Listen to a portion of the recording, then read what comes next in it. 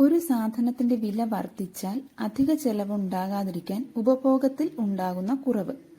ഇത് കാണുവാനുള്ള ഇക്വേഷനാണ് X divided by 100 plus X into 100%. ഇനി വില കുറഞ്ഞാൽ, ഒരു സാധനത്തിന്റെ വില കുറഞ്ഞാൽ അധിക ചെലവുണ്ടാകാതിരിക്കാൻ ഉപഭോഗം കൂട്ടുകയാണ് എന്നിരിക്കട്ടെ. അങ്ങനെയെങ്കിൽ നമ്മൾ എന്ത് ചെയ്യണം?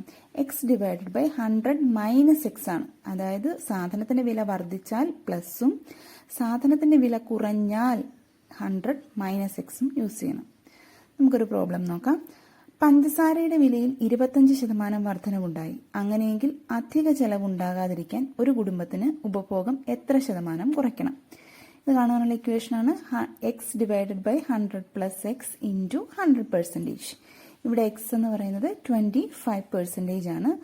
So 25 divided by 100 plus 25 into 100. ഇവിടെ 100 പ്ലസ് 25 എടുത്തത് എന്തുകൊണ്ടാണെന്ന് വെച്ചാൽ വിലയിൽ 25% വർധനമാണ് ഉണ്ടായത്. അതുകൊണ്ടാണ് നമ്മൾ പ്ലസ് ചെയ്തത്. ഇനി 25 ഡിവൈഡ് ബൈ 125 ഇൻറ്റു 100. ഇത് സോൾവ് ചെയ്ത് കഴിയുമ്പോൾ നമുക്ക് 20% എന്ന് ആൻസർ കിട്ടും.